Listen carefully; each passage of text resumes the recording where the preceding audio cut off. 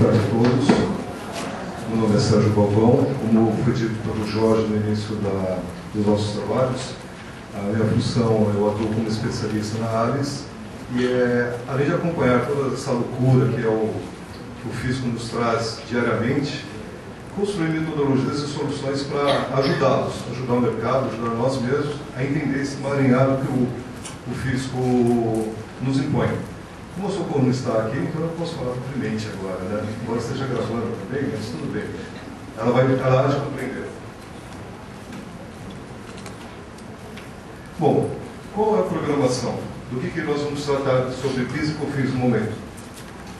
Vamos falar um pouquinho dos projetos da FD 2011, cronograma, abrangência e estratégia, um pouquinho de legislação, abordar o layout do PIS e COFINS, o macro cronograma desse projeto, alguns riscos, uma visão bem macro desse projeto, validação do PVA da FD PIS e COFINS e perguntas e respostas que nós havíamos proposto ao Fisco, ou seja, não é dentro do nosso fórum. Eu gostaria de enfatizar que as perguntas que porventura vocês tiverem, as moças estão encarregadas de recolher os papéis com as perguntas e ao final nós prometemos responder todas, ok? Então, vamos lá. Primeiramente, essa é a nossa régua de obrigações para 2011. Todos conseguem ver? Não sei se a cor está muito fraca. Bom, enfim, eu vou citar todas. Bom, nesse primeiro trimestre, nós temos FD, SIAP e ICMS. Por que SIAP e ICMS tudo junto? Porque o SIAP ele faz parte do SPED fiscal. Em alguns estados, como São Paulo, Mato Grosso, Paraíba, Tocantins, e confesso que eu não lembro quem, que me perdoe, eles prorrogaram o prazo de entrega da FD fiscal. Portanto, o SIAP também está prorrogado, porque ele está inserido. E recentemente eu fui indagado sobre, mas eu não estou obrigado a entregar o SPED fiscal, porém, eu me recupero do ICMS do SIAP. Você vai ter que gerar. Você vai ter que aderir voluntariamente ao cenário do SPED fiscal para que você faça jus ao crédito ICMS que normalmente você já vinha recuperando ao longo de 48 anos, que é a regra hoje do SIAP. NFE, segunda geração da nota fiscal eletrônica, agora ele vai auditar o cálculo também. Futuramente vai fazer o cruzamento para validar a NCM também, mas isso é um sofrimento um pouco mais para frente. FD contábil, como o Parada havia colocado, embora a entrega não esteja prevista para o próximo ano, mas a vigência é a partir de janeiro. Aquelas regras que ele falou, aquela mistura de FCONT, ELARU e SPED contábil, já está vigente agora em janeiro. Não temos ainda a entrega, porém a vigência é janeiro. Okay? FD PIS e COFINS, aqui por um lapso, ficou no primeiro trimestre, que quando nós havíamos formatado essa régua, na primeira proposição do evento, esse era o prazo. Agora a vigência é abril. Primeira entrega, se não me engano, dia 7 de junho, que era até o 5º dia útil do segundo mês subsequente ao fato gerador. Então, me perdoem, a entrega vai ser em junho. Mas nós vamos falar bastante sobre esse cidadão também. No segundo trimestre, nós temos o manifesto digital fiscal, manifesto digital que veio substituir o romaneio, que nós não tínhamos nenhuma previsão digital para romaneio. E isso foi corrigido com esse camarada, o MDF-E. O SCDE é o Sistema de Circularização de Documentos Eletrônicos. Isso é o convênio entre os fiscos para que eles troquem informações. O Estado com o município com a Receita Federal com o Estado e vice-versa. Então, isso aqui é como se for um protocolo onde os fiscos vão brincar com os nossos dados. Manifesto de cargas eletrônico, esse documento, ele acoberta toda a carga de um caminhão, todos os dumps você relaciona nesse documento. Ou seja, para tornar mais séria a fiscalização também. Portal de eventos, isso está diretamente relacionado à nota fiscal eletrônica, onde nós vamos informar, por exemplo, emitentes e recebedores de nota fiscal eletrônica, porque como bons brasileiros, me desculpe o trocadilho, quando começamos a emitir nota fiscal eletrônica, algumas empresas, uma prática não muito recomendável, eles entregavam a mercadoria e 7 dias depois cancelavam a nota, mas a carga havia sido entregue. Ou o contrário, qual a intenção do fisco no portal de eventos? Esse é só um dos pontos do portal de eventos. Vocês podem explorar melhor até no material que eu distribuir, mas no portal de eventos você vai informar de quem você recebeu e para quem você forneceu a sua nota fiscal eletrônica. Ou seja, aquele jeitinho brasileiro está ficando cada dia mais difícil de levar adiante. Carta de correção eletrônica e conhecimento de transportes eletrônicos.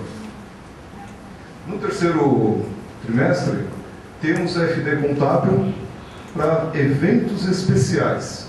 Por quê? No segundo semestre? Por conta da entrega da IPJ, e você não podia antecipar. O mesmo aconteceu no SPED contábil. Vocês lembram que se houvesse algum evento especial, você tinha que esperar o mesmo prazo de entrega do SPED contábil.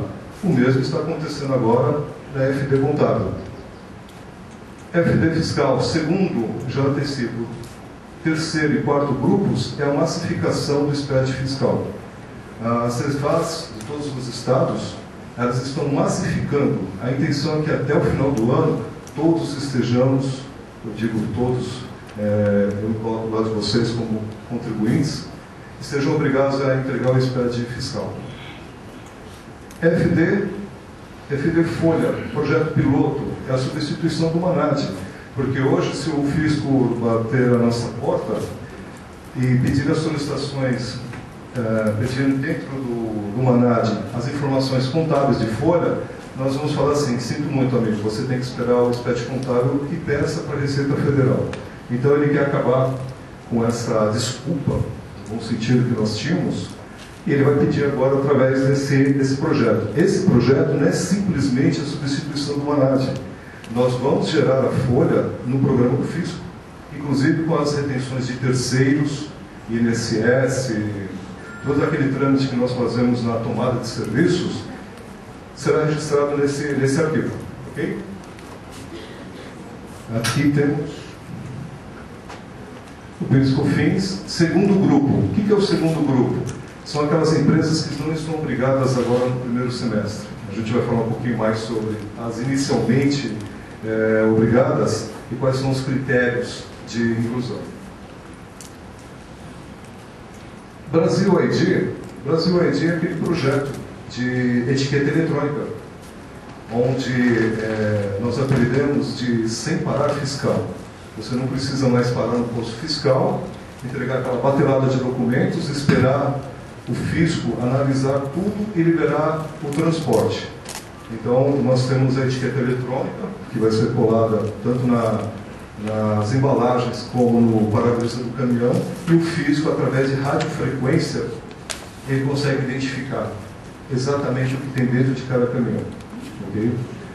Já é um projeto piloto, temos grandes empresas participando, tais quais a Souza Cruz, laboratórios Axé e Teuto, no posto de Tumbiara, no Goiás. Por último, Central de Balanços. Central de Balanços é a publicação de todos os balanços para os participantes do SPED contábil. Ou seja, isso é muito bom para o mercado, para investidores, para que você possa controlar seus clientes, fornecedores, você vai qualificá-los. Então a intenção é que todos que participem da Central de Balanços possam dar uma espiadinha no balanço do vizinho, da concorrência, e você acaba com a publicação em jornal. Você vai divulgar diretamente no portal da Receita. E eu ia esquecendo também um outro rapaz muito importante aqui, é o Escrita Fiscal Digital do P3. Por enquanto, ela é vigente apenas em Minas Gerais, é a Resolução 4232, que é um P3 diferente de tudo aquilo que nós conhecíamos há 40 anos. Esse projeto ele foi desenvolvido por um engenheiro de produção, e garanto para vocês, como eu tenho participado ativamente desse projeto, ele pouco ou quase nada tem a ver com contabilidade e com fiscal, ele tem mais a ver com produção. Além de contadores, administradores, nós vamos virar também engenheiros de produção. É bom constar no currículo que a gente sabe fazer também esse controle. Okay? Outros projetos em paralelo, além desse piloto do P3 que nós apelidamos de SPED-Y, tem o da FD Contábil, já temos conhecimento do layout, e os pilotos de folha. Então, esses projetos nós conhecemos, ainda que parcialmente, temos acompanhado, mas por enquanto eles ainda não têm uma data definida de entrega. Então, esse é o cenário muito bom para nós que atuamos na área, tanto enquanto como consultoria, como contadores. Eu acho excelente, eu acho que a gente tem emprego garantido por uns 10 anos, né? O que vocês acham? A menos que, como eu brinquei com o personal do almoço, eu me senti tentado a viver na praia aqui, não sei porquê. Mas é muito bom. Bom, vamos falar um pouquinho do PIS e COFINS. O que vem a ser o SPED PIS e COFINS? Ele faz parte do... Perdão, não estou aproximado. Ele faz parte do cenário digital, porque nós temos o costume de falar SPED, SPED fiscal, SPED contábil. O SPED é o guarda-chuva. O PIS e COFINS, o fiscal, o contábil, são os elementos que estão debaixo desse guarda-chuva. E assim, resumidamente, eu não vou ficar, prometo que eu não vou ficar lendo o slide todo para vocês, ele veio substituir detalhadamente a DACOM. Vocês perceberam que tudo que o fisco inseriu no cenário digital agora é analítico. A DACOM, ela era contábil, fechada. Esse é um livro fiscal, por documento, embora a DACOM já o fosse também, porém analítico, item a item. Todos os detalhes, eles estão contemplados nesse arquivo. Quando ele foi instituído? Pela Instrução Normativa 1052, de 5 de julho de 2010, embora já, mais para frente, eu vou revelar a vocês que eu já o conheço há mais de um ano. Perdão, novamente. E aqui são as regras que sujeitam as empresas à inclusão ou não nesse cenário. Inicialmente, são 11 mil empresas aproximadamente que estão obrigadas à entrega desse novo livro digital. Ou seja, aquelas que estão no regime de acompanhamento diferenciado e cuja tributação seja pelo lucro real, o mesmo cenário do SPED contábil, concordam? E no segundo semestre, como eu havia dito a vocês, as outras 170 mil empresas estarão obrigadas a entregar esse livro. Ou seja, fazendo a conta, eu acho que muita gente vai ficar de fora, porque é um livro extremamente complexo, como nós veremos a seguir. Não é terrorismo, por favor. Mas eu acho que muitos não estão preparados para atender essa nova exigência. E o fisco simplesmente impôs. Okay? E tem uma explicação também para isso. Vamos seguir adiante. Bom, como eu disse, a legislação ficou pronta em julho de 2010, em 5 de julho de 2010. O projeto, cuja participação do Jorge tem sido efetiva desde o início, começou em dezembro de 2009. Ou seja, o problema é que as empresas não acreditavam que esse projeto fosse vingar tão cedo. Fosse tal como o SPED contábil, o SPED-Y, que demorou 3 anos para ter a legislação homologada, e muitos não acreditaram. Porém, em 6 meses, 7 meses, ele já publicou a instrução normativa instituindo o famigerado. Quem se aplica? Todas as empresas sob regime não cumulativo que estejam dentro do acompanhamento diferenciado.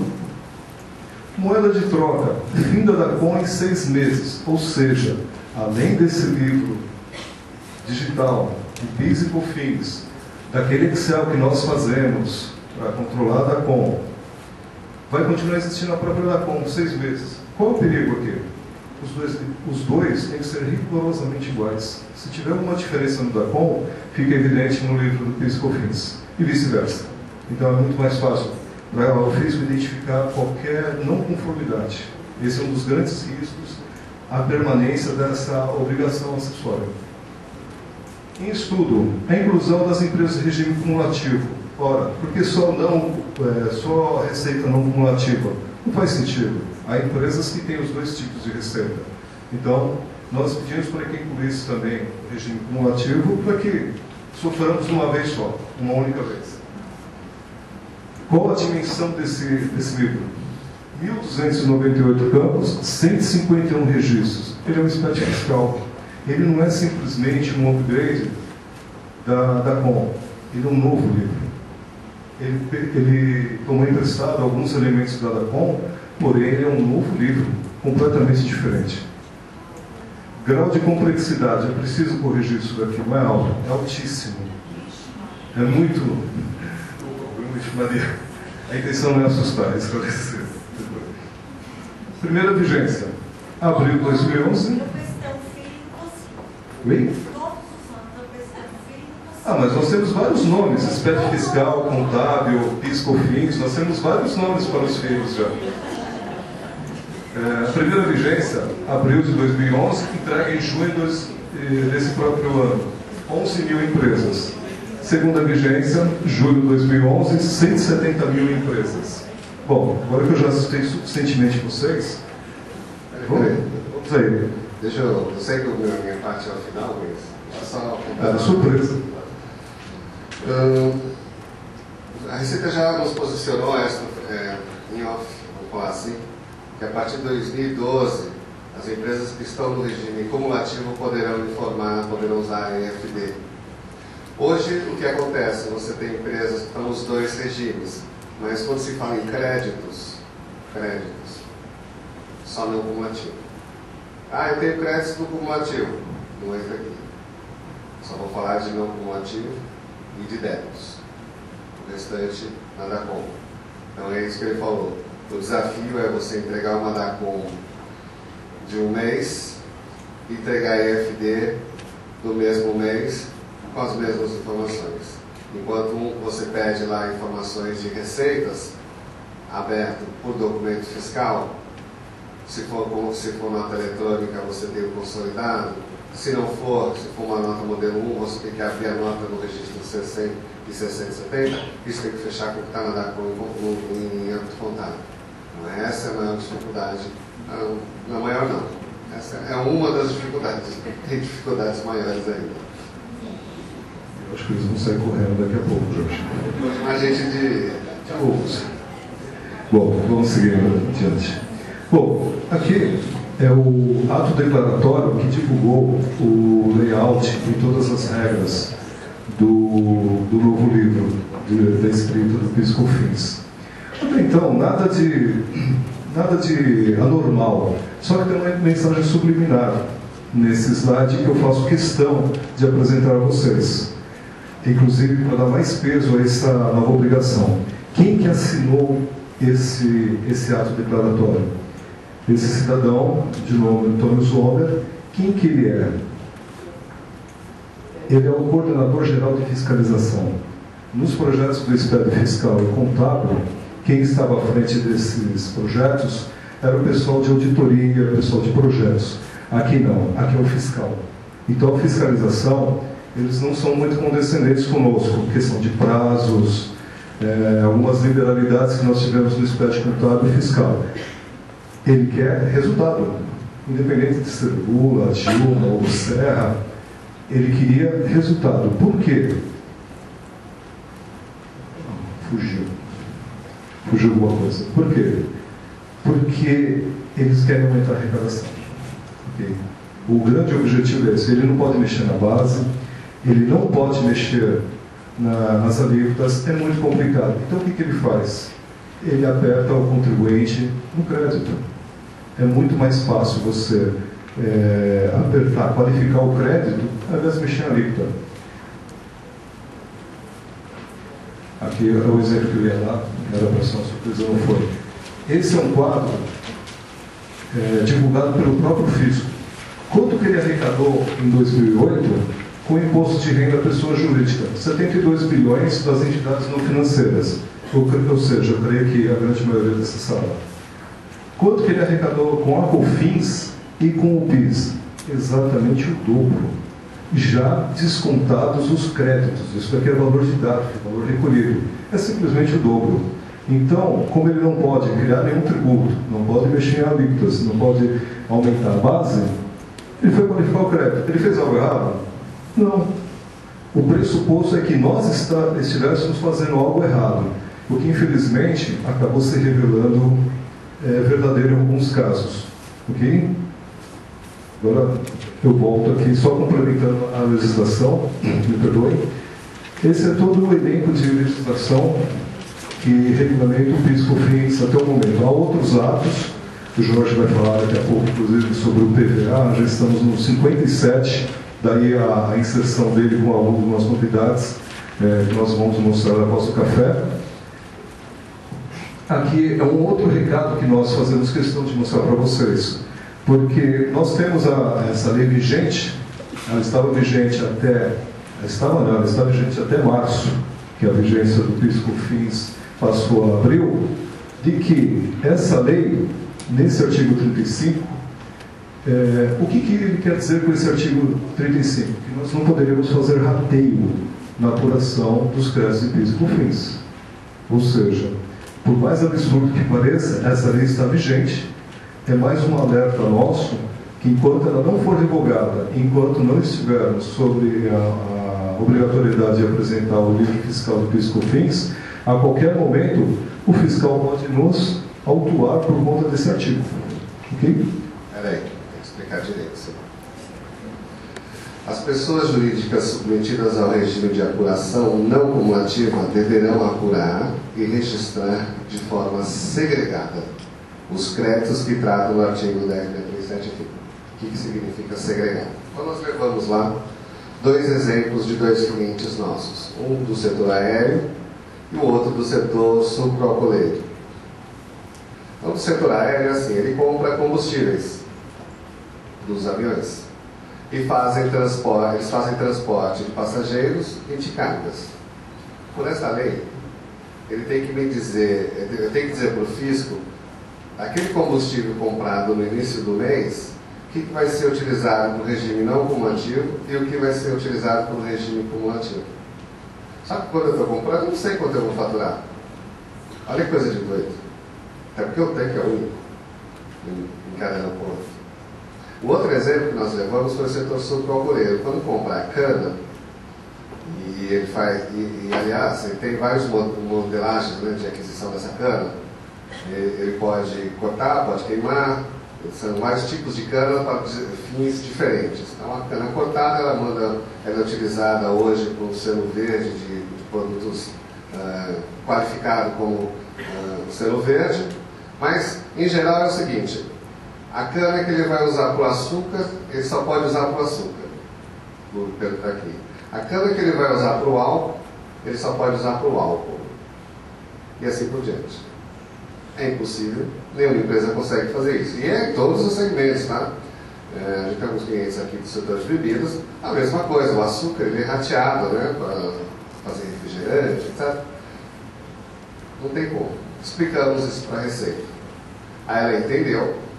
Aí se vocês olharem lá no layout inicial, no primeiro layout da EFD, tinha o registro 0112, que pedia ainda, inclusive, que nós informássemos qual era o percentual de rateio. Porque depois ele ia fazer a prova dos números, pegando o faturamento cumulativo, não cumulativo e chegando no proporcional. Ele excluiu essa questão de informar o percentual de rateio e colocou lá o registro 0110. Mas a lei continua. Para mudar a lei, eu sei que parece estranho, a gente cobrou da Receita fortemente isso, ela falou, não sou eu que mudo a lei. Eu até posso redigir a lei, mas quem decide sobre a publicação de uma lei é o Congresso. Então quem vai decidir isso é o Romário, é o Bebeto, é o Tiririca lá em São Paulo, é o Garotinho, Rio de Janeiro. Desculpa, eu não conheço os deputados federais que foram eleitos aqui, mas é essa turma, que a gente sabe que não tem nenhuma experiência com esse Senado.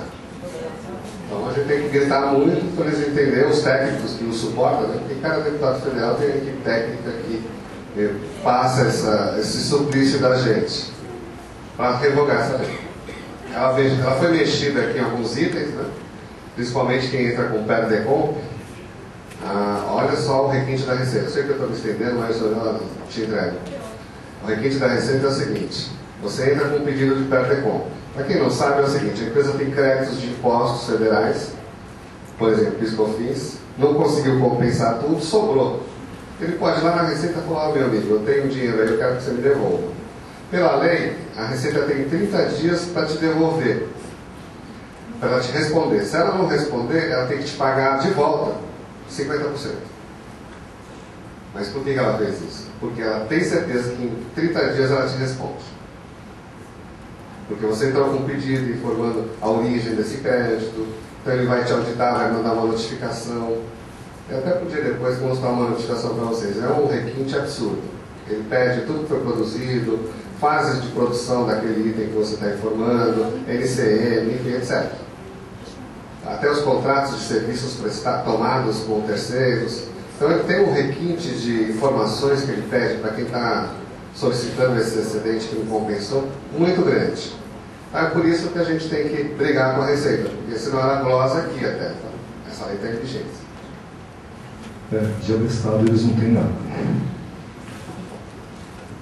Bom, qual a composição, quais são os elementos que fazem, os documentos que fazem parte dessa nova escrituração? Notas fiscais ICMS, adição de bens, serviços e mercadorias. Perdão, aqui é bem conhecido o nosso. Aqui são os blocos C e D do SPED fiscal. Até então, nenhuma novidade. O próprio layout orienta que nós façamos a extração desses dados do próprio SPED fiscal. E quem não está obrigado ao SPED fiscal, como é o caso dos contribuintes que estão em Brasília e em Pernambuco, vai ter que passar geral, porque senão você não consegue montar o arquivo, porque o arquivo é por estabelecimento, ele não é mais tão somente pela matriz, ele é por estabelecimento centralizado na matriz. Você demonstra todas as operações de suas filiais e sumariza na matriz. Ou seja, quem não está no SPED fiscal vai ter que aderir voluntariamente ou, no caso de Pernambuco e Brasília, que não há a previsão desse arquivo, desse cenário, vai ter que gerar em paralelo para que possa alimentar esse arquivo do PIS e da COFINS. Peraí. A questão é a seguinte, gente. Não esperem lista de empresas obrigadas a PIS/COFINS. Não vai existir. A minha empresa, ela é lucro real, mas não está no regime de acompanhamento. Ok, qual é o prazo? A empresa não está no regime de acompanhamento. Quando que entra? Segundo semestre. Segundo semestre. Não tem lista específica. A minha empresa está no regime, ok, a gente já sabe. Está previsto. Então o que acontece? Porque no Estado, no ICMS, ele não listou a empresa. Tem até uma pergunta aqui que a empresa foi constituída em abril de 2010, não está na lista. Mas para esse efeito federal, ela tem que se mexer agora, porque ela vai ter que gerar uma EFD, a parte de documentos fiscais que contemplam PIS/COFINS, para atender a Receita Federal. Então, neste momento, o projeto se separou. Opa, a Receita Federal é uma coisa, o Estado é outra coisa. Ok? Então, ok, então eu entendi. A empresa, o Estado, o ICMS não listou a minha empresa, mas como eu tenho DACOM e estou sob o regime de lucro real, vou entrar no segundo semestre na EFD PIS/COFINS. Então, tem que agora já começar a me mexer. Até porque tem outras informações. Continuando, além de Estado ser uma coisa e federal outra, temos o município também. Não tínhamos o SPED municipal homologado ainda. Qual é a outra novidade do PIS e COFINS? Agora ele pede todas as informações de notas fiscais e serviços. E não é só o valor e o número da nota, ele quer saber o item. Por que ele quer saber o item? Porque, por exemplo, um exemplo bem ridículo. O que faria dentro da apuração do crédito da Volkswagen do Brasil uma nota fiscal de jardinagem? Hoje, da forma como nós entregamos a DACOM, simplesmente teríamos a nota fiscal do fornecedor, inadvertidamente o pessoal de recebimento poderia classificar naquela conta que dê direito a crédito PIS e COFINS e o fisco não ficaria sabendo. Agora não. Nesse cenário, pelo CNPJ do participante, pelo Código do Serviço, que vai obedecer à Lei Complementar 116, aquela que estabelecia todo mundo prestou atenção às alíquotas máximas. Ele tem uma relação de serviços que faz parte do layout. Você vai ter que fazer um deparo. E o tipo do item também. Se você tiver 3 itens de serviço no documento fiscal de serviços, você vai ter que informar os 3. Não é o sumarizado. Serviço 1, serviço 2, serviço 3. Ou assim, um exemplo bem ridículo. Serviço de contabilidade, serviço de encadernação e consultoria. Se fosse permitido uma mesma nota, você teria que elencar os 3 dentro do arquivo. Então fica muito fácil para o fisco identificar esse erro. Não era mais difícil. Primeira informação básica sobre o registro, o bloco A. Qual que é o fato gerador do serviço? Vou dar um exemplo. Isso foi um choque para as empresas multinacionais, para as empresas que participam do projeto piloto. Tem um campinho aqui no registro do A170 que pergunta a data da prestação do serviço, execução, barra execução. O fato gerador para FIS/COFINS é a execução do serviço. Ah, mas a empresa fechou um contrato, teve 20% de adiantamento por conta do contrato. Ok, isso é um acordo comercial. O serviço não foi prestado. Não submete à tributação do FIS/COFINS. Não, mas eu sempre pratico isso. Ou a auditoria externa da empresa está dizendo que isso não procede. Isso não procede. Isso foi um choque para as empresas. O que o coordenador do projeto fala? As empresas pagam o PIS/COFINS antecipado. E era antes da eleição, ele ainda falou assim: o doutor Lula e a doutora Dilma agradecem. Fato gerador para PIS/COFINS, prestação do serviço. Ok, então foi emitida uma nota. Então, vamos lá, que ocorre muito aí no mercado, né? Emitiu uma nota. Essa nota eu vou registrar aqui no bloco A100 a 170, mas o serviço vai ser prestado no mês de fevereiro. Tem um campinho lá que você informa, data de execução do serviço, fevereiro. Porque se você não informar, ele vai tributar em janeiro, e não é devido.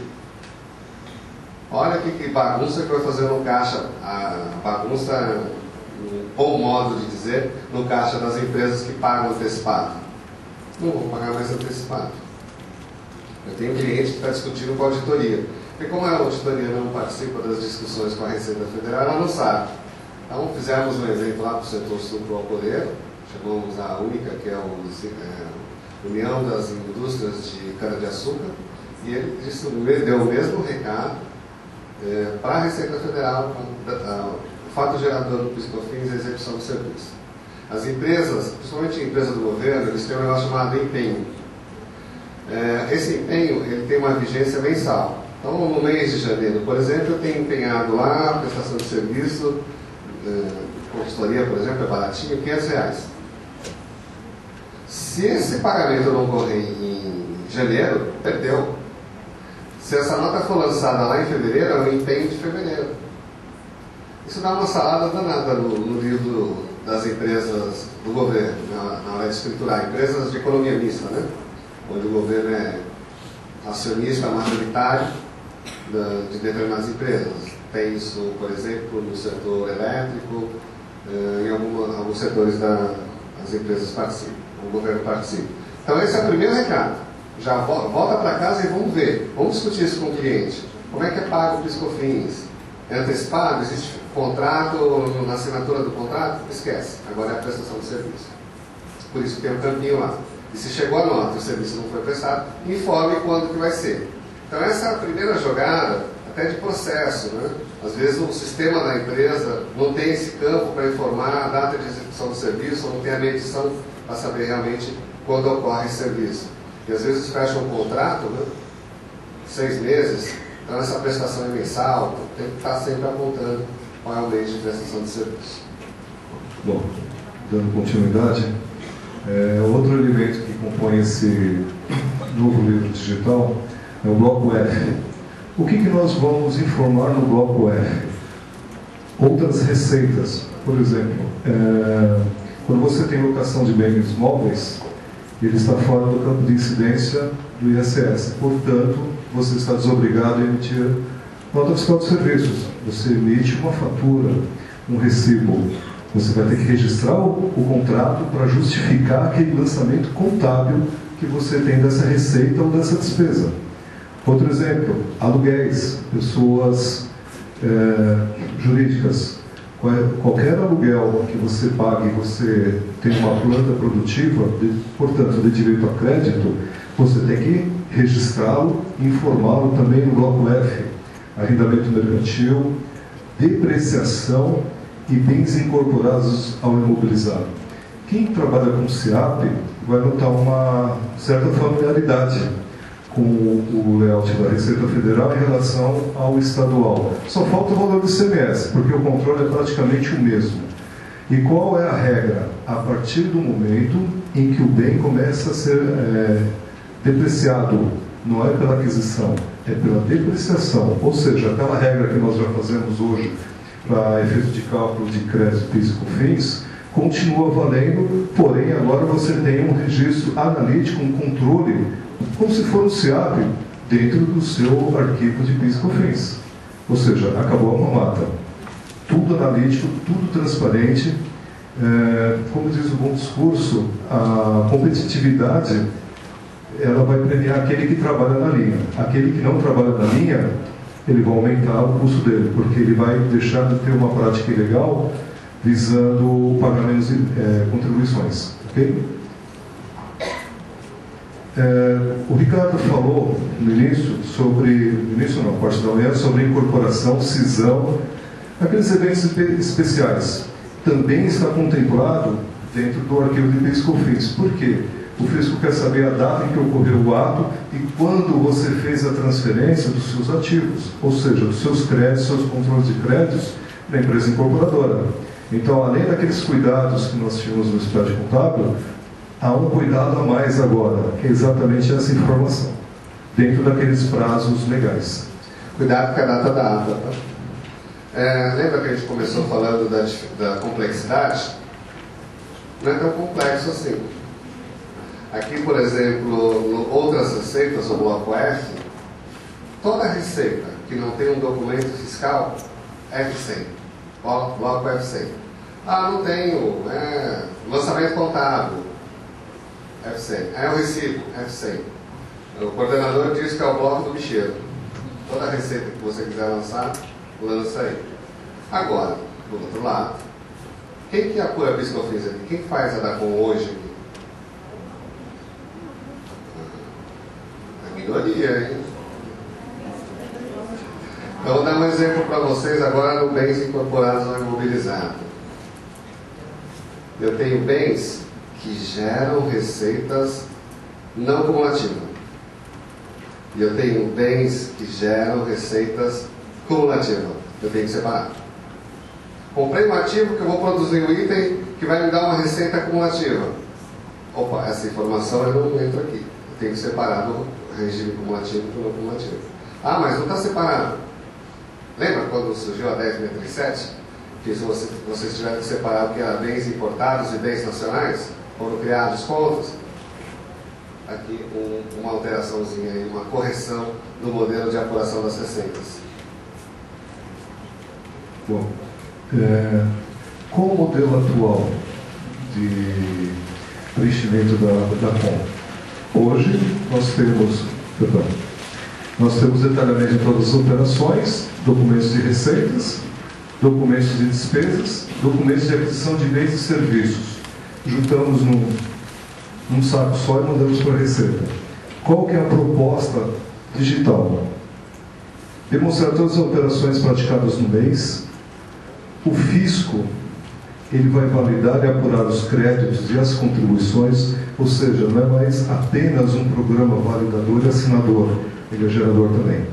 Ele tanto pode ser apenas validador, em que você submeta a sua solução fiscal, você tem uma solução fiscal qualquer, gera o arquivo e submete ao PVA, como você pode gerar.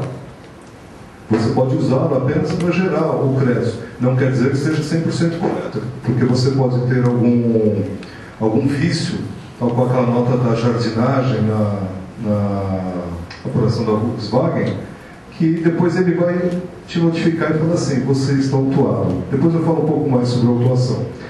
Ele automaticamente desconta os créditos do mês, embora você tenha dentro dele o controle de todos os seus créditos temporâneos, créditos diferidos, toda a contribuição devida também através desse PVA, e você demonstra todo o saldo de crédito para aproveitamento em períodos futuros, ou seja, 100% transparente. O fisco ele vai ter um controle absoluto sobre a sua gestão das contribuições do PIS e da COFINS. Para de usar o exemplo da Volkswagen, que o Estado aqui usa a Hilux. É assim. Embora seja de São Paulo. Bom, então comparando, hoje como nós fazemos a DACOM? Informamos todos os créditos, mandamos o arquivo para fiscalização com os elementos de custo, notas fiscais de aquisições e despesas, e ele fica, essa é uma das grandes queixas que eles fizeram nas reuniões das quais o Jorge participou, ele fica validando isso daqui 6 meses. Se ele tem dúvida, ele abre uma notificação para que em 20 dias você consiga comprovar a legitimidade do seu crédito. Jorge, realmente depois seria interessante abrir a notificação. Com o projeto SPED, nós invertemos essa direção, esse fluxo. Nós informamos e submetemos ao PVA, PGE, todos os elementos de custos, notas fiscais de aquisições e despesas analiticamente, documento a documento, e o programa vai validar o nosso crédito. Vamos devagar. O negócio aqui é complicado. O quadradinho é créditos informados no DACOM. Então, aliás, o fisco reclama que a gente fala a DACOM. Aí eu falei, e ele reclama que é o DACOM, o demonstrativo. Mas eu falei, é a obrigação. Aí está salvo. Mas ele reclama que a gente muda o sexo da obrigação. Então a gente manda o DACOM para o fisco, aí ele analisa, aí manda uma notificação e pede custos, pede demonstrativo de aquisições, a comprovação de custo. Então quando o fisco virar para você e falar, quero a comprovação de custo, ele não quer planilha, ele quer nota de compra. E ele pede assim, básico, né? O ano que ele está pedindo, por exemplo, ele está fiscalizando 2004, ele pede todas as compras de 2004, as despesas. E aí sim que ele vai validar ou não, e dependendo do que você esteja lançando, pode ser que haja problemas nesse processo. Que tipo de problema ele encontra? Um dos itens que ele levantou é a entrega futura. Vem da entrega futura, né? Está previsto no regulamento CMS. Como que funciona? Eu emito uma nota de faturamento. Nessa nota de faturamento, eu tributo IPI e não ICMS.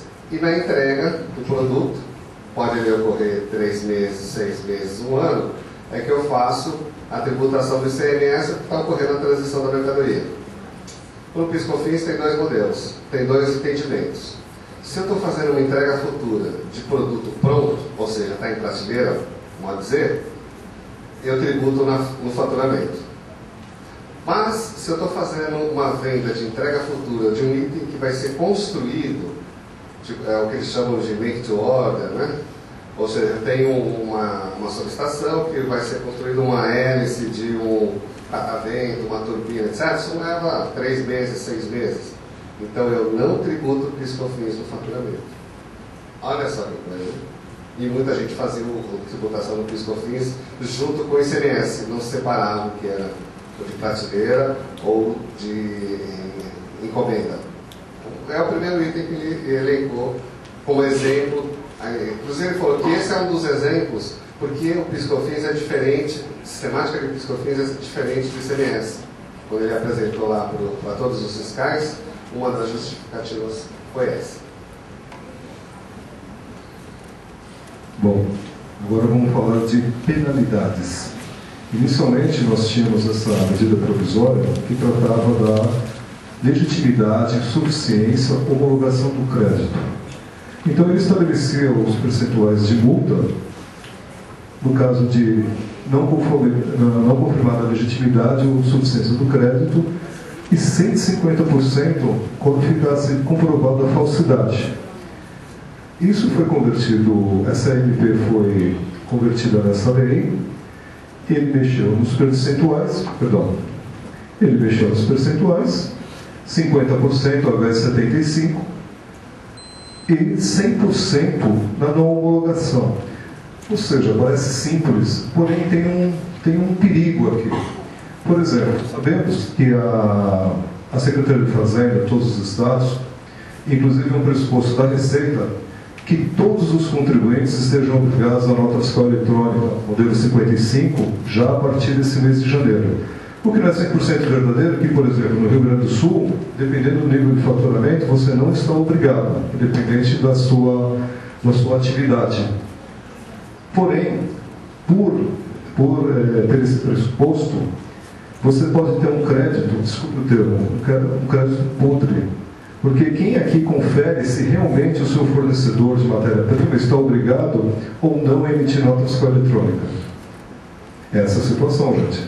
Se você receber uma nota fiscal em papel, quando de fato deveria ser uma nota fiscal eletrônica, você tem um crédito podre. Vamos supor que uma apuração de crédito de R$1 milhão, um fornecedor que te proporcionasse um crédito de R$1.000, mas eu vou ser autuado 100% em cima de R$100.000. Não, é 100% em cima de R$1 milhão. Porque o fisco não distingue o que é o crédito ruim e o que é o crédito bom. Para ele, você fez um crédito, não importa se 99% correto e 1% errado. É o crédito por si só. R$1 milhão sujeito a essas penalidades aqui. Bom, vou dar um exemplo real da nossa vida diante. Na faculdade eu tive um professor de Direito Civil que, assim, se você perguntasse errado, menos 1 ponto. Perguntasse a segunda vez, menos 2. Na terceira era menos 5 pontos. Ele fazia uma gradação, um prorata, sempre contrário a gente. Aqui é simples, eu fiz um pedido de perdecom. O fisco analisou e falou, opa, não procede, multa. Só por ter perguntado. É esse o problema. Seu professor não trabalhava no fisco, não? Não. Então a gente tem que ter muito cuidado quando você analisa. O exemplo que ele deu na nota eletrônica, o fisco disse que 40% das empresas obrigadas à nota fiscal eletrônica não estão emitindo nota eletrônica. Então essa nota não vale. O crédito também não vale. É falso. É inidôneo. Vamos chamar inidôneo, né? Eu vou dar um exemplo da NCM, a tão discutida NCM, né, cuja obrigatoriedade ela se espalha na nota fiscal eletrônica, no PIS/COFINS agora. Eu tenho um fornecedor que a área comercial desse fornecedor é arrojada. Ele fala, não, esse produto aqui é 8%. Tem um outro fornecedor do mesmo produto que é mais conservador e fala, olha, já tivemos algumas discussões com a Receita e a tributação não é 8%, são 10%. E tem um terceiro que não sabe de nada e não tem uma equipe especializada para discutir com a Receita e tributa 12%, porque 12% de IPI é o conservador, é o outras, né? Tudo que você não sabe vai na conta outras, é exatamente aqui. O que você faz? Como é que você trata um cenário desse? Você tem 3 fornecedores do mesmo produto e 3 alíquotas distintas de IPI.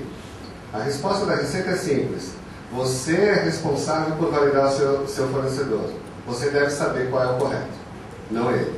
Se ele estiver errado, você deve corrigi-lo, reposicioná-lo, porque você é solidário. Eu trabalhei em empresa multinacional, eu fui autuado, porque nós compramos uma máquina que foi importada por um terceiro importador do Rio Grande do Sul, e ele fez isso, ele tributou a 8 e era 10. Ele foi autuado primeiro, porque a Receita foi lá fiscalizar, e depois ela pediu nota fiscal de todos os compradores. No caso, um deles éramos a empresa que eu trabalhava, e fomos autuados também 300%. Então esse é o papel de quem compra, tem que saber de quem compra, quem é o seu fornecedor. Porque senão você tem um problema aqui também, PIS/COFINS. Crédito individual. Porque quando o cara tributa a 10 e o correto seria 8, ok. Você ia falar, está pagando imposto a mais. Não, ele está gerando um crédito fictício. Você não pode tomar crédito. Imagina se é um material de uso e consumo, cujo IPI vai na base de cálculo do ICMS, aí entra a Socorro lá e autua todo mundo também. Então tem que tomar muito cuidado com isso, isso agora o fisco vai... Tem uma pergunta aqui, perguntando do T-Rex. O T-Rex hoje é utilizado no comércio exterior, na importação e exportação. Então é um teste que eles estão fazendo lá com a ARPIA, que é um programa de auditoria. E quando isso aí migrar para o cenário do SPET fiscal e contábil, vocês vão ver como vai ser esse trabalho da Receita com maior acuracidade. Tem mais um alerta, que caso o contribuinte seja notificado e dentro daquele prazo regulamentar, 20 dias, ele não consiga comprovar o crédito, esses valores eles praticamente dobram, podendo chegar até 225% no caso de não homologação. A instrução normativa 1068, se não me engano.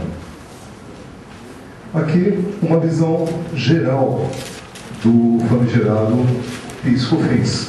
Bloco 0, abertura e identificação de referências, onde nós temos a qualificação da empresa, o tipo de receita, qual a forma de contribuição, de apuração, responsáveis,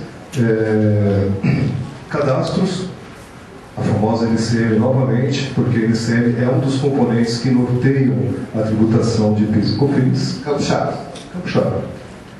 Bloco A, documentos fiscais. Bloco C e D, o SPET fiscal. Bloco F, demais documentos e operações, o contábil.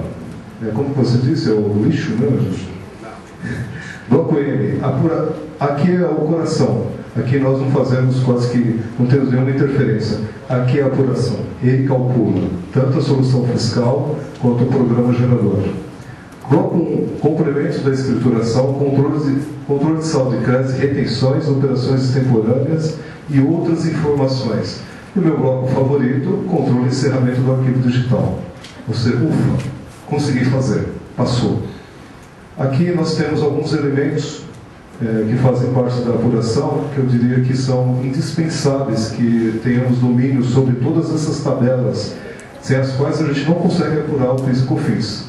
Temos tabelas de tipo de crédito, natureza da base de cálculo, nós temos também aquela tabela nova que foi trazida pela Instrução Normativa 1009.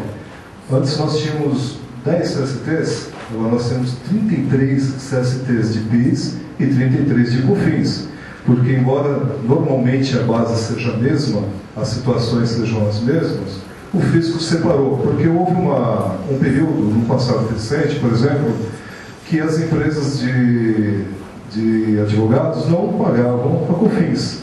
Imagine num cenário desse você tem que segregar com uma única CST. Daí o fato do fisco duplicar as CSTs, tanto do PIS como da COFINS, fazermos duas apurações, modo de dizer, repetir a apuração para uma contribuição e outra contribuição, porque num dado momento pode ser que tenha alguma diferença. Mas assim, no fundo, é a mesma coisa, a gente calcula sempre da mesma forma. Explica direito, tem advogado aqui. A OAB entrou com um recurso pedindo o não recolhimento do PIS e COFINS. Não é que eles não recolhiam a revelia. Essa representação aqui que eu estava pensando, quando começou o projeto, eu falei, nossa, mas como que a gente vai representar isso para todo mundo, né? Porque você pegar aquele manual lá, ainda nem saiu o guia prático, vai sair semana que vem, mas pegar o manual para entender, para ter a visão do todo. Então a gente, lá em São Paulo tem uma sala de teatro, sala da cidade de São Paulo, que é mais ou menos isso aqui. Foi de lá que surgiu essa representação, que você tem uma visão do todo, né? A parte de cadastro, a parte de serviços, o bloco F, que é a parte contábil, os documentos fiscais aqui do lado, o bloco M e os complementares. O bloco M vai ter um botãozinho mágico, que é assim, apertou, ele calcula. Olha que legal. O problema é o perigo desse cálculo, né? A gente saber o que tem por trás desse cálculo. Como que ele chegou naquele número? Você vai ficar se perguntando, ué, mas como que ele chegou? Hoje na escrituração fiscal já acontece, eu tenho pergunta no blog, o cara está perguntando, mas está dando erro, eu não sei por que está dando erro. O programa está acusando lá, registro E110 está apresentando erro, de somatória, o cara não consegue entender. Aqui vocês imaginam, apertou um botão e calcula, só que não vai fechar com a sua planilha. É preciso entender a sistemática do bloco M para poder fechar EFT com DACOM sem ter dor de cabeça. Bom, aqui nós vamos tratar de uma forma bem macro sobre alguns riscos que esse projeto expôs. Por exemplo, comprometimento do cenário sistêmico e colapso tecnológico. Por quê? Porque o cenário sistêmico, o pessoal de TI, deve ter algumas pessoas de TI no recipiente, eles sabem do que eu estou falando. Porque você pode ter vários sistemas que você utiliza para apurar esse imposto. Não só um RP. Você pode ter um sistema de faturamento, um sistema de cobrança, um sistema de escrita fiscal. E você, pensando naqueles estabelecimentos, você tem que gerar o livro estabelecimento, depois sumarizar a matriz. Imagina a colcha de retalhos que é para você pegar todos esses sistemas e construir os extratores de forma que eles estejam corretos. Não nos esqueçamos que ele vai comparar aquele Excel que suportou a DACOM, vai comparar o PGE e, eventualmente, vai comparar o resultado também da sua solução fiscal. Tem que bater até os centavos, gente, porque senão nós estamos em maus lençóis. Colapso tecnológico. Como vocês viram, é um livro gigantesco. Ele interfere em todos os setores da empresa, desde a produção, como financeiro, contábil, fiscal.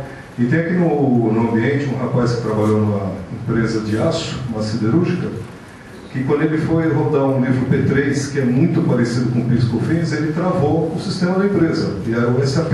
Era SAP, Júlio? E o chefe de produção quis mandá-lo embora. Tanto não mandou embora, que ele ficou lá muito tempo, ficou dito por não dito, e ele não gerou o livro P3 na época. Agora imagine o PIS/COFINS, que é tão complexo quanto o livro P3, pode vir o chefe de produção, o CIO, o CFO, o presidente, quem for, você vai ter que gerar o livro, queira ou não queira. Então, se você não tiver um dimensionamento no projeto do que impacta na sua empresa, você corre o risco de, no dia 5, infartar toda a contabilidade. A gente está discutindo muito essa questão com o fisco. A Receita Federal não quer um arquivo muito grande. Então, inicialmente teve layout, começaram os testes, e na última reunião, antes do Natal, ele viu que para o varejo, o 0150, que são as informações de clientes, teria um impacto muito forte. Então o layout já foi alterado. Vocês viram lá que em vez de informar o código de cliente, você vai informar o CNPJ. Isso muda consideravelmente, porque você não vai aumentar esse registro. Ele está estudando, ainda tem uma homologação agora na semana de 18 a 21, para ver se consegue diminuir um pouco esses arquivos, principalmente na questão do varejo. Porque eu não sei se vocês perceberam, eu tenho 50 filiais. Eu estou informando o bloco A, C e T. Se tiver nota eletrônica, ok, você vai colocar o C180 consolidado, aí por fornecedor, produto. Mas se não tem nota eletrônica, é modelo 1, modelo A, nota. Primeiro a matriz, depois a filial 1, filial 2, 3 e assim por diante. É um arquivo único por empresa. Então, dependendo do cenário da empresa, ele pode ser consideravelmente grande. Se você falar de varejo, que tem a parte do cupom fiscal, vocês imaginam o tamanho desse monstrinho. Inclusive, uma recomendação, logo mais no final da apresentação, vocês verão uma das perguntas que os contribuintes se sentem inseguros em não informar todos os documentos. Ele fala, puxa, se é tudo analítico, eu vou mandar tudo. O Jonathan falou assim, eu não preciso de nota fiscal de remessa dentro desse arquivo. Tem algo a ver com crédito? Não. Então, por que inchar o arquivo? Essa é uma preocupação do fisco também. E esse exemplo que o Jorge deu, no cupom fiscal, por exemplo, para que informar todos os consumidores finais? Não faz sentido. Nós temos um programa em São Paulo chamado Nota Fiscal Paulista, em que, ao fornecer o nosso CPF, nós ganhamos créditos para participar de concursos. É uma forma, inclusive, de mais para frente o fisco conseguir cruzar mais alguns dados. Mas ele, o PIS/COFINS, ele não quer saber nada disso. Por quê? Isso para ele não interessa. É só inchar o arquivo, dar mais trabalho para ele e para nós que estamos no projeto e teremos que mensalmente gerar e entregar esse livro. Por outro lado, tem lá nota modelo D2, né? Vocês vão perguntar, puxa, mas tem gente que escritura essas notas? O setor de um dos que ele identificou para a gente, eu também tinha dúvida, não conhecia, o setor de aluguel de carros. O camarada aluga um carro, vai lá para a fronteira do Paraguai, né, do lado do Brasil. Precisou consertar o carro, qualquer coisa, o mecânico dá uma notinha, modelo D. Essa nota, despesa da empresa da locadora. Ele lança essa nota, por isso que está lá. Tá? Sim. Continuando, autuação sem a correção de possíveis gaps, ou seja, todas aquelas não conformidades identificadas no projeto de implantação, de levantamento de todo o cenário para atendimento desse livro. Disposição fiscal, claro, quando você gera as informações naquele modelo que eu mostrei para vocês há pouco, detalhe analítico, detalhe a detalhe, cupom fiscal, nota a nota, item a item, é 100% de disposição fiscal, não tem como escapar. Desclassificação dos custos, de novo, a nota fiscal de jardinagem, agora na apuração do PIS da COFINS da Toyota, entendendo o pedido do Jorge, né? Em homenagem às Hilux.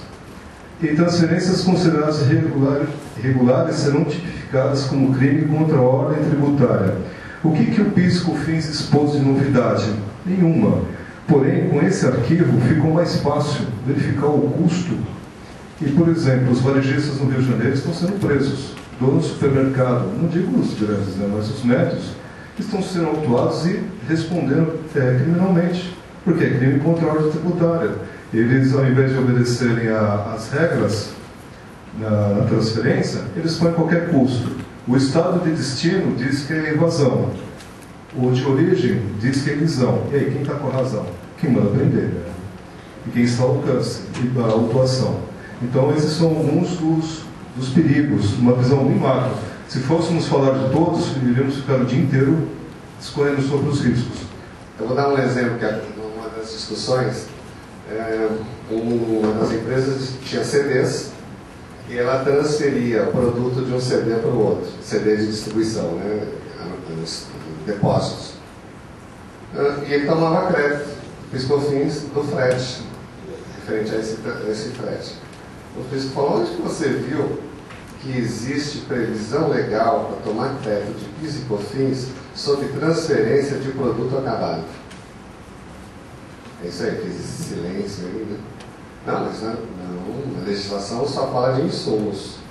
Produto acabado não existe previsão legal. Cuidado com a prática muito comum dos tributaristas, que é a analogia. Não existe isso para PIS/COFINS. Se não está previsto na legislação, não dá direito a crédito. Isso aí ele falou, é um dos itens que eu mais gosto quando eu entro na Decomp lá. Exatamente. Bom, aqui apresentar para vocês como ele foi concebido, como apareceu esse novo livro fiscal. A apresentação do layout do PIS/COFINS deu-se em dezembro de 2009, naquele grupo de trabalho GT48, do qual o Jorge faz parte. O layout foi discutido no primeiro semestre de 2010. As regras de negócio também em junho de 2010. O desenvolvimento do PGE, o Programa Gerador e Validador, até outubro. Testes de homologação de outubro a novembro e produção prevista para abril. Ou seja, eu falei a legislação para vocês só em julho, mas nós estamos discutindo esse layout desde dezembro de 2009. Então o fisco se preparou muito bem, nos convidou a participar da confecção desse livro, e agora ele até deu uma colher de chá, vamos dizer assim, mais um trimestre de folga para a gente, e só passa a vigília em abril de 2011, que uma das discussões pessoal, uma discussão acalorada, falou assim, como é que eu vou cruzar essa informação da retenção, né, 600? Aí o camarada que estava fazendo a pergunta, felizmente não era nenhum cliente nosso, também foi o Jorge, falou assim, puxa, é só se eu tirar da DCTF. O Jonathan parou, boa ideia, gostei. A gente sabe que a gente grava as reuniões, então esse F600 é um caso ativo. Tem alguém aqui que tem cliente do setor sucroalcooleiro? Cooperativas de cana-de-açúcar, alguma coisa assim? Não. O que acontece? Nós levamos na última reunião uma empresa do setor, uma cooperativa e 2 usinas de cana-de-açúcar. Porque o relacionamento é assim, vocês são as usinas de cana-de-açúcar e eu sou a cooperativa. Eu vendo o produto de vocês, ok? Eu, como cooperativa, não tenho custos. Eu só negocio. Vocês têm os custos. Pela legislação, IN 635, eu poderia apropriar esses custos de vocês. Como isso ocorre na DACOM hoje? Numa planilha Excel. E aí ele lança em cada linha. Isso não está bem azeitado com a Receita Federal. Ele questionou, olha, se você não fizer um documento que oficialize isso, você vai ter problema. E quando eu vendo esse produto, eu tive uma receita X. Só que nem tudo é meu, eu tenho um repasse para vocês. Eu tenho um percentual de 2% sobre a venda, ou os 98% de faturamento pertence aos cooperados. Quando eu faço esse repasse, eu tenho que tributar. Tem um código específico de tributação, a maioria não sabia. Então essas questões nós esclarecemos na última reunião. Por isso que no layout da UF600, se vocês compararem com o primeiro, tem lá itens específicos para a cooperativa. E eu, quando fizer o repasse para vocês, eu tenho que fazer um DARF para cada um. Aquela história de um DARF único para recolher para os serviços prestados, esquece, tá? Não tem mais.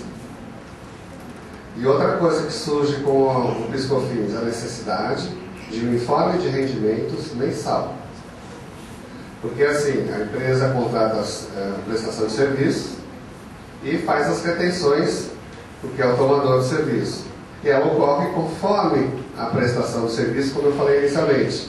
Contratei hoje, o serviço vai ser prestado em fevereiro eu faço a retenção, de repente é um contrato de 3 meses, a cada retenção eu tenho que informar esse prestador que eu fiz o recolhimento, porque a Receita vai cruzar, já avisou, né? Seguindo o nosso... Nem tudo é bom perguntar para o físico, porque às vezes as perguntas ele fala, olha que ideia genial, então ele vai cruzar DCTF e DIRF com a informação do F600. Quem vai informar o F600? Isso é importante, não está escrito, provavelmente sai no guia prático. O F600, tirando as cooperativas e usinas, quem informa? O prestador ou o tomador? Sempre o prestador. Prestei o serviço, eu tenho que informar o F600. Só que eu tenho que informar a retenção. Sérgio, quando que você reteve aquele serviço daquela nota que eu prestei no mês de dezembro? Ah, fiz o recolhimento em dezembro. Porque ele pode atrasar, né? Imagina se eu me fiar ou se eu me basear pura e simplesmente na minha informação. Ah, eu emiti a nota em dezembro porque eu prestei o serviço. Olha a receita, eu estou prestando o serviço em dezembro e teve o recolhimento. Vai que ele teve problema de caixa e não reteve em dezembro, reteve em janeiro com multa e juros.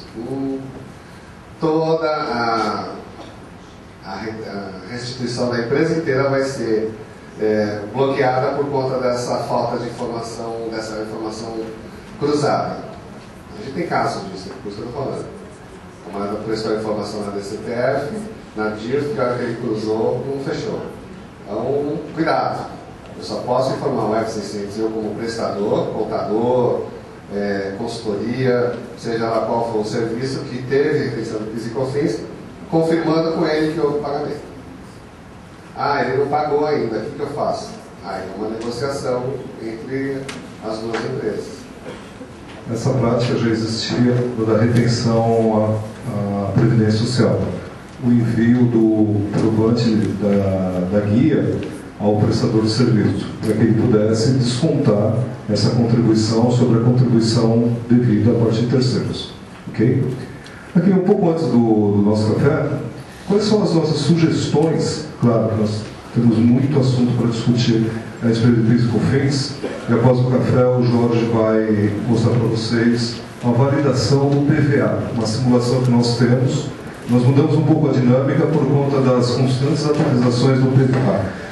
Quando nós elaboramos o material que está com vocês, era 45, já está em 57, então temos um material mais fresquinho ainda para vocês. Mas rapidamente, para que possamos atender esse cenário de atendimento ao PIS e COFINS, nós passamos necessariamente por 5 fases. Quais são?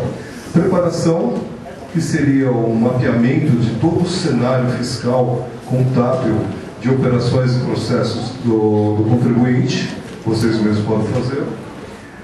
Adequação, que é o momento de ajustar todas aquelas não conformidades identificadas nos seus procedimentos. De novo, a história da jardinagem na composição de crédito de uma montadora. Ok? Implantação é quando você realmente implanta uma solução fiscal ou algo equivalente que o ajude a extrair os dados para gerar o famoso PGE-PVA. Integridade da informação, que é auditar esses dados, garantir que todos eles estejam compliance, estejam 100% corretos com o cenário proposto pelo fisco. E, finalmente, a sua utilização plena, sem nenhum tipo de risco, seja para cliente, fornecedor, para operação, para o contador que assina o livro digital, junto com o seu representante legal. Ok? Em outras palavras, quando a gente fala de preparação, pega a DACOM atual, cada item que é lançado no DACOM, pergunte ao responsável de onde vem essa informação, faça a abertura dela. É documento fiscal, é lançamento contábil. Adequação, eu citei o exemplo do campinho lá que pede a informação do data de prestação / execução do serviço.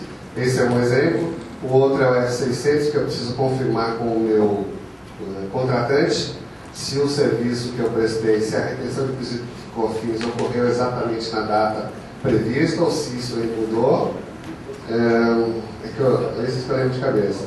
Integridade da informação bom, implantação para quem tem uma solução fiscal ou RP, a upgrade desse RP. Não aconselho manualmente, porque ele pede documentos fiscais e digitar isso dependendo do volume. Só se a empresa tiver poucas notas. Eu tenho cliente que 23 notas. E 23 notas por mês. O faturamento dele, 3 bilhões. Ele faz usina de energia elétrica. Então, mas, enfim, esse é um caso ativo. Integridade da informação é DACOM versus EFD PIS/COFINS nesse primeiro momento, considerando que a DACOM já está cruzada com a ECD de vocês, para quem está na ECD já. E utilização, bom, é quando você tem uma solução específica para atender esse cenário. Bom, por hora nós vamos fazer um intervalo para tomar um café, refrescar as ideias, e na volta o Jorge vai explicar um pouco mais sobre vamos retomar. A Daniela pediu para eu dar um recado para vocês. As pessoas que entregaram o pendrive para que nós copiássemos o PVA e que até o momento o Jorge não conseguiu fazê-lo, ao final do nosso evento, ela vai dar continuidade nessa atividade e depois vocês podem retirar no encerramento do evento, ok? Bom, vamos falar um pouco sobre o PVA. No final, tá, gente? Só pegar aqui depois. Ok? Bom, esse daqui é a apresentação do programa validador. Eu vou dispensar a chamada de PGE, porque nós temos mais intimidade em chamada de PVA, embora saibamos que ele pode ser o gerador também. Então, esse é a página principal do PVA. Nós havíamos baixado um arquivo, exatamente que nós participamos da homologação do mesmo, no Belo Horizonte, lá na Sertro. Então, nós temos uma base montada, que é justamente para que possamos testá-lo e mostrar a todos que nos acompanham. Aqui é uma linguagem bem técnica, é um arquivo XML, mas com o objetivo de mostrar para vocês quais são os blocos, quais são as informações, tal qual no expediente contábil, é o mesmo desenho, é o mesmo modelo. Então nós temos o bloco 0, temos os participantes, temos o e-mail da pessoa que está enviando esse arquivo, a pessoa que vai receber a notificação também, né? É bom frisar isso. Todos os dados, o que é? Aqui são os blocos de referência. Bloco 0, 01, a qualificação, 0110, 0111, ou seja, toda a estrutura que está no layout, ela está refletida nesse arquivo XML, nessa base de dados que nós testamos. 0200, aqui, por exemplo, nós temos o cadastro de itens. Vocês podem verificar que tem uma série de informações que são importantes, que fazem parte do cálculo do crédito PIS e COFINS. Porque muitos contribuintes, muitos clientes nos perguntam por que tem que ter NCM. Porque quando o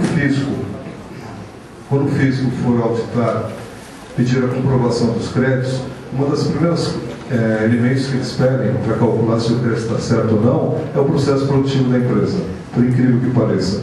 Imaginem vocês hoje, no início de 2011, voltando informação por conta de uma DECOMP que não foi homologada de 7 anos atrás, não são apenas 5, pode ser 7 anos, porque ele abre a fiscalização conforme a DECOMP, pedindo processo produtivo, pedindo cópia de nota fiscal de serviços. Então, todos esses elementos que nós temos hoje no arquivo, ele pede na notificação também. Daí a importância. Porque sem esses elementos, ele não consegue validar o crédito. Lembram daquele modelo que eu mostrei para vocês? Que ele fica aborrecido, é o melhor termo que eu posso usar no momento, de 6 meses ficar tentando validar o nosso cálculo. Então, numa eventual notificação, ele pede todos esses elementos em 20 dias. Ele pode pedir 1 ano, pode pedir 2, pode pedir 5. Em 20 dias nós temos que preparar esse cenário para ele. E esse é o cenário atual. É a atualização das notificações que ele tem expedido a alguns contribuintes. Aqui, de novo, no bloco 0, todas as operações, todas as atividades desse arquivo estão identificadas. Me desculpe o tamanho da letra, senão não caberia aqui, nós não conseguimos projetar para vocês. Aqui é a continuidade, todas as operações fiscais. Notem que nós não temos aqui, por exemplo, 949, outras. É impossível ter um CFOP dessa natureza num arquivo de PIS e COFINS. De imediato, se vocês virem um 949, como eu já vi, infelizmente, numa grande empresa multinacional, não posso falar o nome, não falaria, eu vi um 949 na composição do crédito. Quase caí da cadeira, né? Mas, por uma questão de interpretação do CFO da empresa, ele consta. O fisco vai adorar. Na hora que ele confrontar a tabela de CFOPs que dão direito a crédito ou geradores de contribuição, identificar o 949, ele vai falar sem atuação. Não tem desculpa. Aqui são os estoques, todos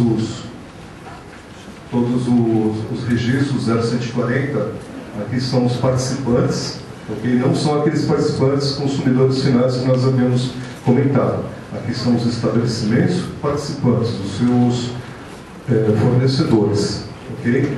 E qual a classificação dessas aquisições? Bloco A, serviços, é uma das grandes novidades. Como nós chamamos na nossa solução fiscal, não é só mais capa do documento fiscal, é a capa com todos os elementos que identificam o documento e os seus itens. Qual o serviço que foi prestado? Por exemplo, análise de pigmentação, mixagem, enfim, essa é a exemplificação. Qual o cálculo do crédito? Por exemplo, 7.6, isso daqui é a alíquota básica da COFINS. Então, todos os elementos fazem parte, linha a linha, de todos os registros, documento a documento. Bloco F. Esse daqui é o contábil. Conhecem essa ocorrência? Depreciação, ou seja, cálculo de PIS e crédito PIS e COFINS sobre depreciações de instalações da matriz, da filial 2, da filial 3, da filial 4, da filial 5, enfim, um por arquivo, um por estabelecimento, registro a registro. O pessoal fala que eu sou um pouco repetitivo, mas eu gosto de ser repetitivo, nessa questão, porque nós não podemos deixar escapar nenhum detalhe. Como diz um ditado espanhol, o diabo mora nos detalhes. E eu não quero que ele apareça para a gente nesse artigo. E aqui, a apuração. A apuração, bloco M, todos os elementos. Aqui é o detalhamento do PIS, detalhamento da COFINS, em todos os registros. É exatamente esses registros que o Jorge, a seguir, vai simular para vocês. Porque só olhando o arquivo TXT, só indicando quais são os elementos, fica monótono, de difícil compreensão até. Mas é para que vocês conheçam um arquivo XML. Ou seja, não dá para manipulá-lo, o TXT, do arquivo TXT do PIS e COFINS. Então, aqui é a visualização dele. Agora, efetivamente, como ele é montado, é a simulação que o Jorge vai fazer a seguir. Aqui temos só um registro dessa natureza. E aqui a quantidade que nós temos de cada nota, a quantidade gerada. Por exemplo, no A, onde está o A170, só 4 registros. Ou seja, é um arquivo bem pequeno que destinou-se à homologação. Nós temos um caso real, como o Jorge citou, de usinas, e esse realmente deu o que falar. Causou muito estresse no momento da homologação. Voltando ao bloco 9, todo o encerramento, todos os registros foram considerados. E agora eu passo a condução do evento ao Jorge, para que ele possa mostrar para vocês. Antes, porém,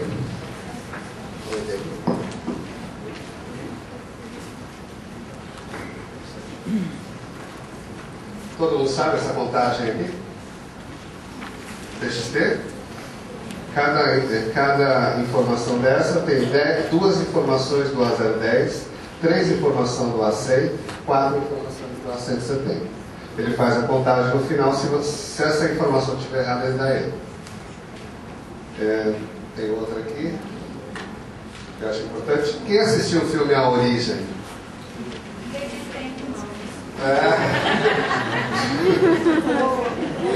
Ela que reclamou que quer ter filho e não pode, porque a receita não deixa. Então, para assistir filme não dá também. Bom, no filme A Origem, é assim, a história do filme é simples. Ele sonha, dentro deste sonho, ele sonha de novo. Dentro desse segundo sonho, ele sonha de novo, até o 4º sonho dentro de um sonho. Apuração do bloco M. M500, M500-201, M101, M201 e M301. Que tipo de informação? 101. O que é 101? Todo mundo já decorou? Operações tributadas, não tributadas, exportação. Dentro da mesma apuração. É um sonho dentro de um sonho dentro de um sonho. Olha que é onde. Lembra que a gente falou da complexidade? Nossa, a gente discutiu muito com a Receita isso. O 105 é a mesma coisa lá. Eu tenho M100, o item 101, CST 56. Tenho 50. Até perguntaram se haveria necessidade de ter na mesma ordem. O fisco falou, não tem coisa de filiais, né? É obrigatório por matriz, filial 2, 3 também não é obrigatório.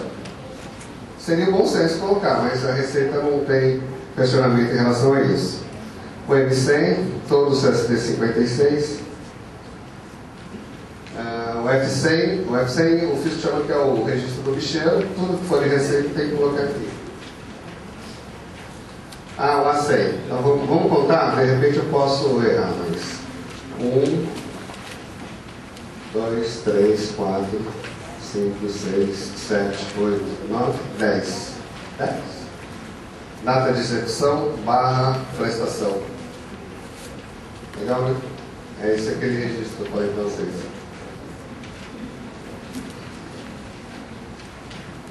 Perguntas. Durante esses 7 meses, as empresas multinacionais que participam da discussão tinham muitas dúvidas. Então, submetemos o fisco a vários questionamentos, tem uma lista extensa, isso aí tudo vai ser colocado no blog, mas a gente já está antecipando para vocês. Sobre o arquivo do PVA, vou alertá-los. É um programa de teste, ele está sendo homologado, tem uma segunda homologação, a última homologação agora é dia 18 a 21. Ele está com alguns problemas de validação ainda, mas dá para você brincar um pouquinho, gerar um arquivo, alguma coisa assim. Falta colocar um arquivo de exemplo para vocês, né? Aqui, lançar na mão é ruim, né? Eu coloco, todas essas questões a gente vai colocar no blog. E aí o TXT de exemplo eu posso colocar porque a Receita nos forneceu um arquivo de exemplo lá atrás. Lá atrás? E aí a gente coloca lá. E essas questões, então, nortearam o trabalho das empresas que estão lá no piloto e a gente vai compartilhar um pouco com vocês. São muitas, tá? Então não dá para passar tudo, mas o material está com vocês. Aquelas perguntas clássicas, mas é a base legal disso?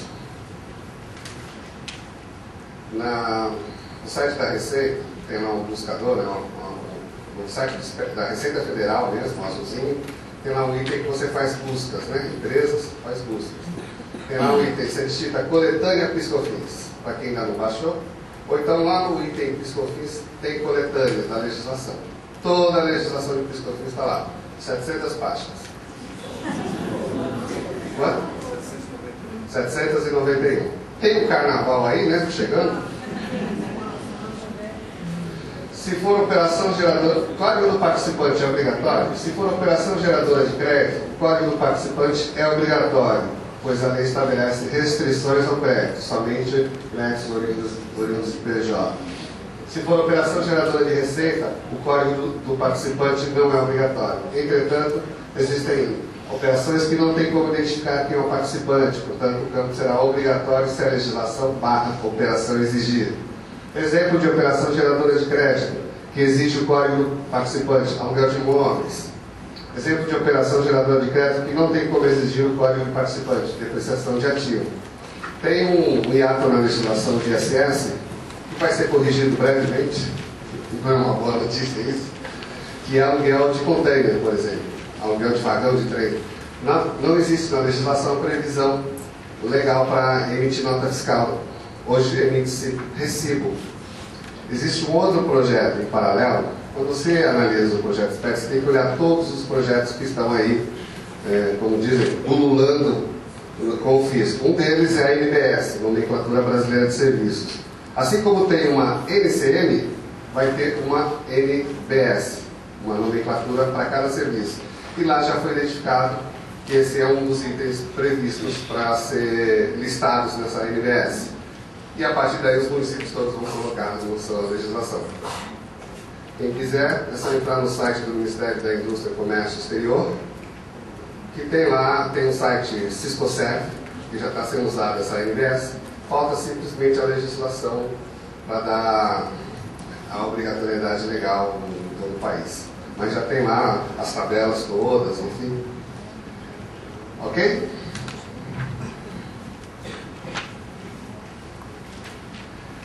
Cadastro de estabelecimento. Caso o contribuinte faça a opção pela visão da empresa, deve ser informado do registro 0140 para a matriz com seus registros filhos. Os demais estabelecimentos devem ser informados sem registros filhos. Se o contribuinte optar por realizar a escrituração de forma consolidada pela matriz, não deverão ser informados dados por filiais, e sim por consolidados por matriz dos blocos A, C e D. Fato que aumentará o esforço da Receita na validação. Ele já descobriu isso aqui, tá? Essa é uma das primeiras perguntas. Ele quer matriz em todas as filiais. Então eu vou gerar o bloco A, 100 e A 170 da matriz. Aí todos o A 100 e 170 da filial 2, da 3 e assim por diante. Tá? Ele não aceita mais enviar um arquivo consolidado de como é a contabilidade de algumas empresas. Né? Você não tem uma contabilidade por filial. Mas aqui, na parte de documentos, ele quer aberto. Porque a validação fica mais fácil. Abertura do arquivo digital, identificação da pessoa jurídica, como proceder no preenchimento do campo 14, indicador de atividade, quando a matriz possui uma filial prestadora de serviço e uma filial comercial. Que legal, essa pergunta daquelas, né? Se o cara não está preparado, derruba ele. E a movimentação de notas fiscais ocorrer em ambas as filiais. Conforme descrito no próprio campo, deve ser informado do tipo de atividade preponderante da empresa, ou seja, atividade representativa da maior receita oferida no período. Aí vem um e fala, não, mas é meio a meio. Você tem que escolher, vai lá no CNPJ, CNPJ e escolhe a que está identificada como atividade principal. Aqui na parte de serviços, bom, hoje como não tem mais a nota conjugada no modelo eletrônico, né? Só lá em Santa Cruz do Sul, perguntaram um dia desses no blog, anteontem eu respondi. Então, é fácil identificar esses faturamentos. Tabela de receita bruta mensal para fins de rateio e de crédito comuns. A receita bruta total deve considerar os valores referentes às receitas financeiras. Deve a pessoa jurídica adotar o critério que vem adotando desde que foi implementada como atividade. A legislação continua a mesma. Os critérios de rateio continuam os mesmos dos que são adotados na apuração dos créditos no DACOM. A empresa vai relacionar as receitas auferidas para fins de rateio de acordo com as disposições da legislação ou de acordo com o entendimento específico que venha a se submeter, por força de decisão judicial ou administrativa específica. Lembrando que quando tem decisão regime especial, decisão administrativa, processo, você tem que informar qual é o processo. Caso sim, em qual campo deve informar a receita financeira, dado que o registro 0111 possui campo somente para informar as receitas abaixo? Receita bruta não cumulativa tributada ou não no mercado interno, receita bruta não cumulativa tributada ou na exportação, receita bruta cumulativa, receita bruta total. A pessoa jurídica é que determina a natureza da receita financeira de acordo com o regime de incidência, cumulativo ou não cumulativo, a qual está submetida. O que eu lembro? Lembra que eu falei? As receitas todas você vai informar. Quando você tiver créditos não cumulativo, você informa na EFG. Quando for créditos do cumulativo, lá na DACOM. Contribuição retida na fonte. Essa que a gente comentou assim, rapidamente, né? O prestador de serviço deverá, na emissão da nota fiscal, destacar o valor de PIS/COFINS a ser retido na fonte pelo tomador de serviço. No registro ASEM deverá informar os campos 19 e 20. Olha só, está dando já o endereço para vocês, para fazer exercício de povoar esses campos. E o valor destacado na nota, conforme item acima. No registro F600 deverá informar nos campos 9 e 10 o valor realmente retido pelo tomador de serviço. Olha que problemático, né? O fisco disse que tem um volume de créditos absurdo na Receita Federal de empresas que não se creditaram dos valores correspondentes. É aquele cara que prestou serviço para uma empresa, não pediu o recolhimento, deixou por isso mesmo, não apropriou esse crédito e ficou. A Receita agradece, foi o que ele falou. Mas, uma vez que eu prestei serviço, o meu tomador, ele recolheu o PIS/COFINS, ô companheiro, me manda aí cópia do dado. Agora, imagina uma empresa que presta muito serviço para o mesmo prestador, para o mesmo tomador. Então tem um volume, um conta corrente enorme. Por isso que a gente fala, é aconselhável que se gere aí um forma de rendimento. Igual no INSS, né? Eu prestei serviço desse mês, no início do mês, vou prestar no numa segunda empresa, eu levo a comprovação de que já foi prestado naquele mês para não ser tributado novamente. Isso não ocorre? Não fazem isso com o transportador autônomo, por exemplo? Não. Vai acontecer o mesmo com o PIS/COFINS. O que o mercado fez? Criou lá um informezinho básico, cada um tem um modelo. O que nós pedimos para a Receita era instituir um modelo de um informe de rendimentos de PIS/COFINS mensal. Até para evitar essa briga de ter que ficar ligando. Senão vai acontecer igual a nota eletrônica, né?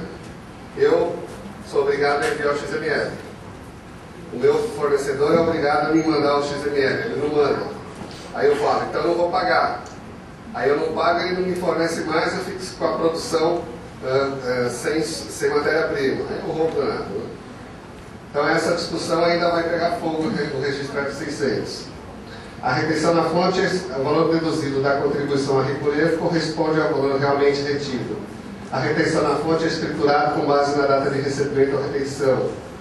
devem ser gerados vários registros conforme as fontes pagadoras e datas de recebimento. Isso quer dizer o seguinte: eu não sei como é o mundo aí de vocês no dia a dia. Nas empresas que a gente trabalha, nas multinacionais, ele tem 100 prestadores de serviço no mês. Ele faz um DAF. Agora ele tem que fazer 100 DAFs. Ou 200, né? É isso aí. Quem está recolhendo aqui? Como você recolhe hoje? É isso. Em relação ao serviço prestado, aquele documento fiscal X. Não muda nada, só que o que muda é o trabalho que você vai dar. O pessoal de TI, preferivelmente, a solução de vocês tem que prever a abertura desses valores. O documento fiscal. A base não foi um documento fiscal? O valor da nota fiscal é somente uma previsão, retenção a ser realizada. Por que a Receita está dizendo isso? Isso é declaração da Receita, tá? Porque o que eu comentei no início, eu vou enfatizar porque isso é uma polêmica. O fato gerador do PIS/COFINS é a prestação do serviço / execução. Não é o acordo financeiro, não é a emissão da nota. Emitir a nota hoje. O serviço vai ser prestado em fevereiro. Lá no campo 10, se não me engano, tem que informar. A execução vai ocorrer em fevereiro. Porque se não ocorrer, o PVA, na hora de fazer a validação, vai contar essa nota e cobrar o PIS/COFINS.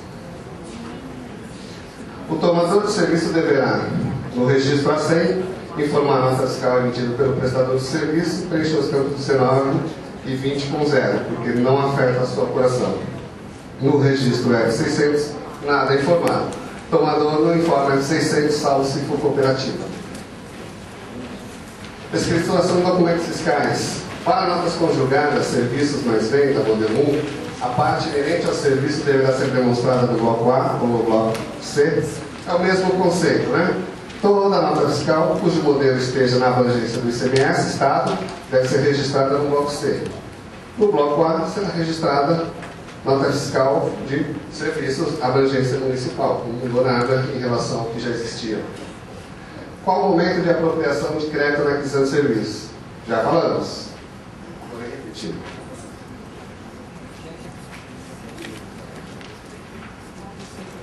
Tá, que hora termina? Qual é o nosso horário final?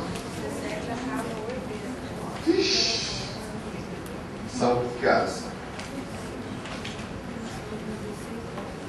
Tá bom. Registro 6080, consolidação de notas fiscais eletrônicas emitidas pela pessoa jurídica, operação de vendas. Será permitido mais de um período no mesmo mês, caso a empresa queira fazer consolidação descendial, por exemplo? Não. Porque a lei estabelece a periodicidade de apuração mensal. 6090, consolidação de notas fiscais eletrônicas, o mesmo que tem na EFD, que a gente não é obrigatório enviar os itens da nota, nós pedimos para a Receita Federal. Num primeiro momento, ele queria até que não enviasse a informação. Aí a CEPRO disse: olha, é inviável o que vocês estão querendo, porque a informação já está lá, correto? Por que eu vou ter que mandar de novo nota fiscal eletrônica? Nesse momento a Receita não está preparada para isso. Mas manda consolidado. Como é que não está preparado? Convenhamos, né? A Receita precisa, aquela história da comprovação de dívida, né? A Receita precisa de uma declaração onde o contribuinte alegue qual é o critério de crédito e qual é o critério de débito. Não basta só porque ela tem a base de dados falar: opa, tudo que entrou no mês de um determinado mês é receita, tudo que... Não é assim. Por isso que o contribuinte tem que gerar um arquivo, assinar digitalmente. Sabe o que a gente descobriu? Eu não podia falar isso. Desliga o gravador. Sintegra. Alguém assina digitalmente o Sintegra? Alguém assina algum papel do Sintegra? Alguém já foi autuado por causa do Sintegra? Eu já fui. Eles mandam uma notificação, né? Não, eles mandam uma notificação para você prestar contas. Aí você não prestando, eles autuam. E aconteceu. Por quê? É um arquivo. Ah, mas é da empresa X. Opa, não está assinado digitalmente? você não fez a sua comprovação de dívida, porque como que você vai ser autuado? Você não pode. Com o certificado digital, agora você pode ser autuado por qualquer informação que você prestar no arquivo digital. Quem assina?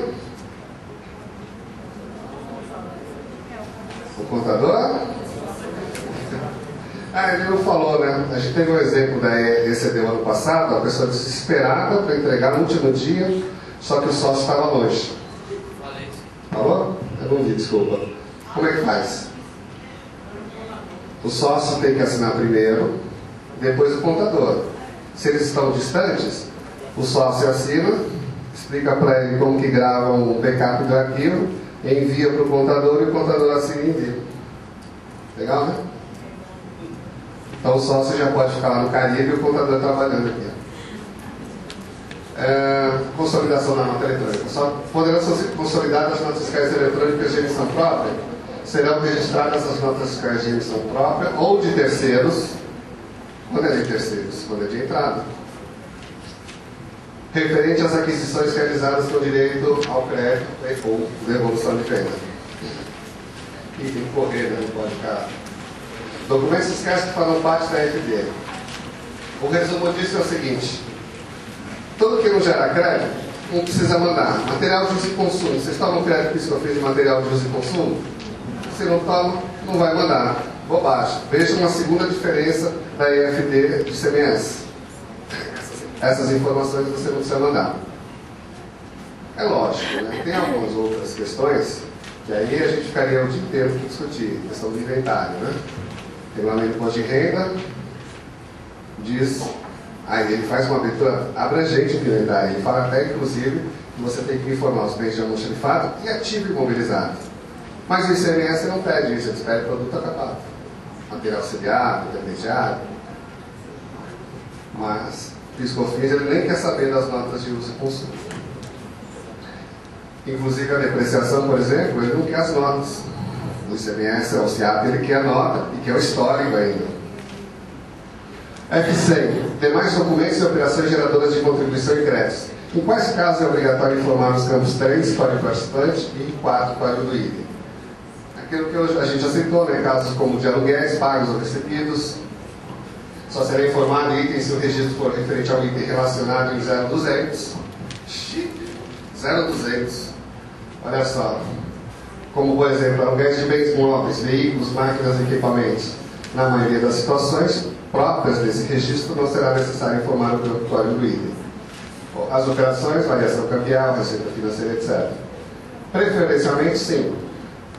As operações de variação decorrentes de imposição de multas, encargos, lucros oferidos devem ser informadas, lógico. E nos casos de crediário, aí é absurdo, né? Varejo, você informar toda a receita aberta no cliente, não tem condições. Por isso que ele está falando que varejo não precisa. Qual a forma de demonstrar os créditos na FD? Os créditos devem ser informados, segregados por sua origem, vinculação de tipo de receita e por natureza da base do cálculo. Vocês podem ver que a tabela 437, ela dá essa sequência. Todos os registros do bloco A, C, D, F deverão respeitar essa classificação. Quando não existir o código da 437, a lógica da formação do código será pelo CFOP. CFOP, tem alguém aqui que usa a natureza de operação? Vocês sabem o que é a natureza de operação? Ela surgiu com a N86. Foi uma forma de fazer a abertura do CFOP. De repente eu tinha um CFOP de venda e eu poderia ter um produto importado vendido no mercado interno e produto nacional vendido no mercado interno. E as empresas precisavam separar. Então eles separavam por natureza de operação. Isso foi mantido no SPET. Então agora eu posso até criar natureza de operação por código de situação PIS/COFINS. 101, por exemplo, 201, o CFOP, a venda, por exemplo, que me gera direito a crédito, 101, tributado, 201, não tributado, e 301, todas as operações praticadas no mercado externo. É um exemplo, tá? Eu acho que a gente precisaria ter mais tempo para falar sobre isso.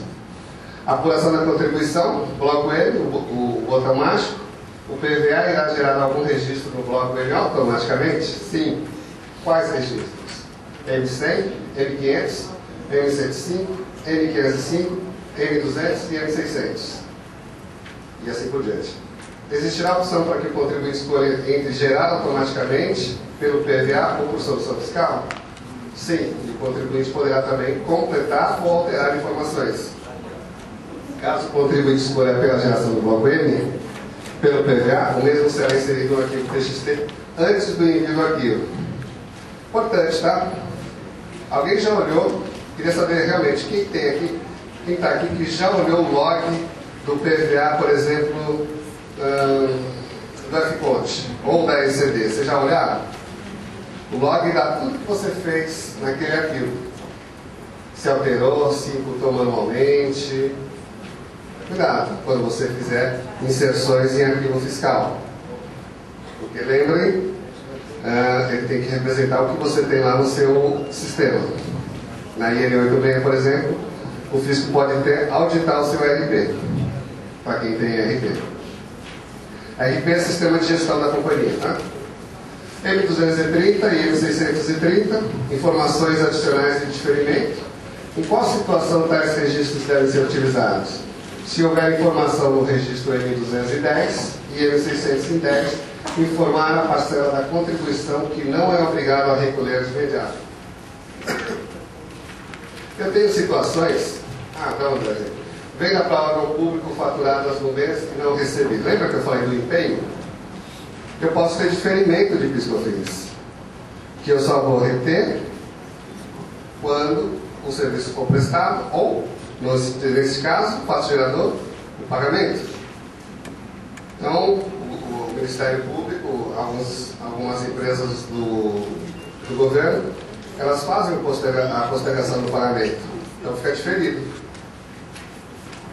No bloco 1, você vai ter todas as informações desse diferimento. E aí um conta corrente vai acompanhar esse processo. Conta corrente da empresa. O Excel ou o sistema da empresa. PIS/COFINS pode ser retificado? Pode. Até quando? Até junho do mês seguinte, do ano seguinte.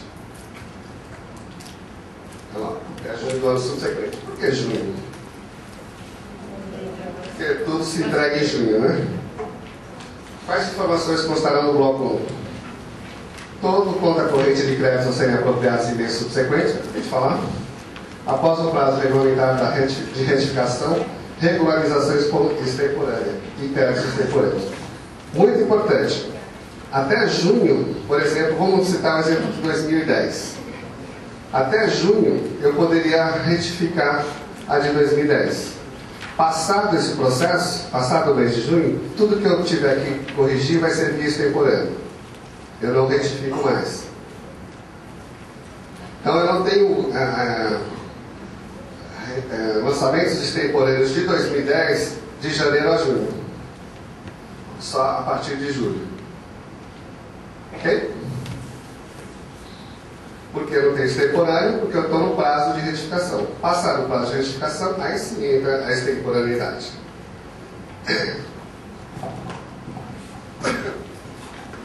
Como será a utilização dos créditos se o PVA irá deduzir automaticamente os créditos mais antigos e por tipo de crédito automaticamente, ou se no registro 1100 os campos 9 a 15 serão informados pela empresa? Não serão deduzidos automaticamente os créditos dos meses anteriores, somente os valores do mês atual. Ou seja, dos meses anteriores você tem que informar, porque o programa não vai fazer automático. Saldos credores para períodos seguintes, resultantes da apuração, serão controlados para utilização em outros períodos? Sim, até que sejam gerados. O controle deve ser de responsabilidade do contribuinte e os valores informados pelo contribuinte, o PVA somente checará se existe saldo credor no período no mês anterior. Salvo os créditos presumidos, que eles são específicos do mês, no ano anterior dançou, né? Se o controle for através de registro 1100, será necessário discriminar notas fiscais que deram origem aos saldos credores no registro 1101, quando esse saldo for resultante de uma apuração anterior? Não, somente por natureza de crédito e tipo de crédito. Por quê? Porque você já informou lá atrás. Você vai informar novamente aquele crédito correspondente àquela nota. O fisco sabe que o que está pendente e o que você tem direito a crédito. Os créditos comuns com apropriação pelo método da contabilidade de custo integrada, se não apropriados no período de apuração em função da receita ainda não realizada, deverão ser informados no registro do Ministério? Caso sim, qual código deverá ser informado no campo 5, código de crédito, do tipo de crédito, considerando que a receita ainda não foi realizada e não existe o vínculo com o tipo de receita? Retornando, os créditos comuns com apropriação pelo método da contabilidade de custo integrado. Todo mundo leu o parecer do FIPECAF? Inclusive a gente não colocou na documentação, mas eu vou colocar no blog, já pus uma vez. A gente tem um blog chamado SPED Brasil, depois eu mostro para vocês.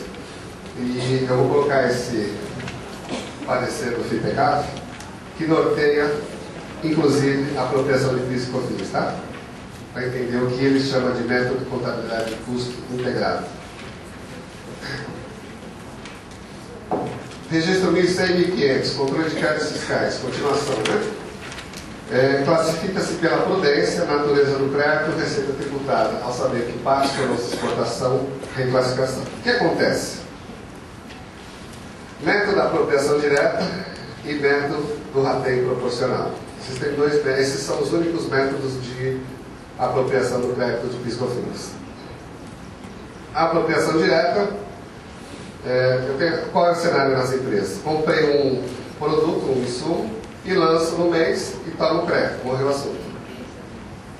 Isso resolve a maioria dos problemas das indústrias, correto? Mas imagina que eu sou uma empresa agropecuária. Eu compro o insumo, só que a receita que eu vou oferir em relação a esse insumo, eu vou engordar gado, eu vou plantar cana. Quanto tempo leva para eu gerar uma receita disso? 3 meses, 4 meses? Então, uma vez que eu tomar crédito aqui, eu não vou ter como compensar. Por isso o fisco criou a apropriação direta e o rateio proporcional. A apropriação direta, eu defino quando que eu quero tomar o crédito desse insumo. Então é específico para esses segmentos. Proporcional, ou seja, eu tomo no mês que eu comprei o produto. Esses são os itens os métodos que norteiam a apropriação do PIS e COFINS. Eu tenho empresas, várias empresas no grupo, e uma delas está nesse regime, uma das filiais. É por empresa. Ou é rateio proporcional, ou é apropriação direta. E a opção é sempre em janeiro. Para este ano, vai ser em abril. Ok? Esse é um dos itens mais complexos e que deram mais discussão no projeto piloto, tá? A gente está falando de apropriação de tudo. De energia elétrica, de todos os insumos. Imagina você estar comprando energia e você só sabe que a receita auferida para apropriar esse crédito de energia só vai ocorrer daqui a 3 meses. Então, mensalmente, você tem que fazer a apropriação percentual de tudo que você gera de receita de PIS/COFINS. Complicadíssimo, né? Se for na mão. O conceito é simples. Estou produzindo itens não cumulativos. Estou produzindo itens cumulativos. Posso ter os 2 produtos, não posso?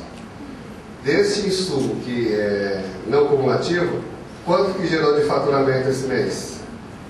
Aí eu vou proporcionalmente apurar esse crédito. No mês seguinte, a diferença, até zerar esse crédito desse insumo, seja ele qual for. Ressarcimento de crédito acumulado. Considerando que a formação / utilização do crédito acumulado de PIS/COFINS passível de ressarcimento decorrente das exportações depende da comprovação do embarque da mercadoria para o exterior, que esse fato ocorre posteriormente à emissão da nota fiscal correspondente, podendo inclusive acontecer em competência posterior à emissão da nota. Pergunta-se: qual o critério, documento, que o PVA irá se valer para a definição da receita decorrente da exportação? É cálculo do crédito a ser disponibilizado para ressarcimento / compensação. Sempre nota fiscal. Conhecimento de embarque ou ambos na data do embarque. O PVA não define critério. O PVA é uma ferramenta de escrituração no qual as empresas irão escriturar suas operações de acordo com as disposições da lei. O critério que as empresas devem adotar são os mesmos que já vêm adotando na apuração das contribuições e créditos do preenchimento dos valores do DACOM. O PVA não é uma ferramenta de fiscalização, e sim uma ferramenta de escrituração. Cuidado! Cuidado! Gerou muita polêmica essa alegação da Receita, e demos um exemplo. Temos um cliente que contrata frete intermodal. Frete intermodal é frete de um transportador do exterior, transportador de container. Ele não tem sede no Brasil. Então, o documento dele chama-se invoice, que por lei eu não registro em nem no ICMS, nem nada, no contábil. Eu não uso esse documento, ele não é reconhecido. Não era. Como que ele fazia? E aí ele nos disse, olha, eu contrato um transportador internacional, o meu despachante, o agente, emite o recibo do valor total e eu pego esse recibo do agente e lanço para apropriar o crédito. Ele faz uma simulação. Porque, na realidade, não é o agente que está prestando o serviço. O agente intermedia uma negociação, mas o serviço de frete, quem faz é o transportador. Qual que é a resposta da Receita? A partir de agora, a invoice pode ser lançada lá no registro A100. Ah, mas invoice é um documento estrangeiro, não é nacional? Não tem problema. Tanto que, se vocês olharem lá no A100, ele está com 60 posições alfanuméricas. Foi de bola, né? Só tem um problema. Eu posso tomar crédito de qualquer frete contratado, frete internacional? Posso, desde que alguém, você ou o seu contratado, normalmente é você que o faz, recolha PIS/COFINS. Porque para a Receita Federal, você está fazendo uma importação de serviços. E você tem que recolher PIS e COFINS sobre essa importação. Olha que loucura. Para CID royalties todo mundo fazia. Agora para frete de transportador intermodal, qual que a gente fazia? Mas tomava o crédito. Agora aqui, o Sérgio Parado, meu nome não está aí, vocês não estão me vendo. E o SPED Brasil, que é o nosso blog, vocês acessem lá, vai ter essas respostas.